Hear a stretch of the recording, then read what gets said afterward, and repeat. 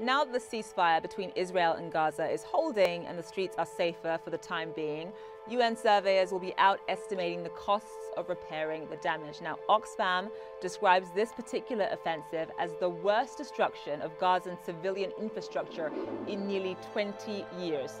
Sources say rebuilding in Gaza could cost anywhere from $4 to $6 billion. That includes the cost of constructing new roads, new schools, housing units, and rebuilding the sole power plant that was destroyed by shelling. And then there's the cost of humanitarian relief. Now, Oxfam says there are now 100,000 homeless people in Gaza, a total of 200 schools and 15 hospitals destroyed.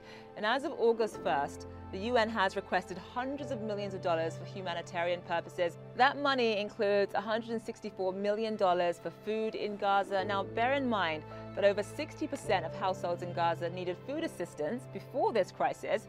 They're also asking for $123 million for shelter, $31 million for drinking water and hygiene, $19 million for a healthcare system reeling from a shortage of medical supplies combined with power outages in hospitals as well, and $11 million for new classroom spaces.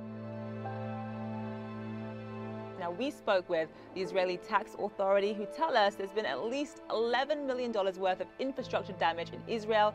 The Israeli government has to reimburse civilians for their property damage. So far, they've received 3,700 claims, and many Israelis also had to take time off work due to the rocket fire, and the government will spend roughly $280 million reimbursing companies for lost productivity. Now, of course, whenever you're talking about the cost of war, you do, of course, need to recognize the human cost. More than 2,000 Palestinians have been killed so far, many of whom were civilians, along with 70 Israelis.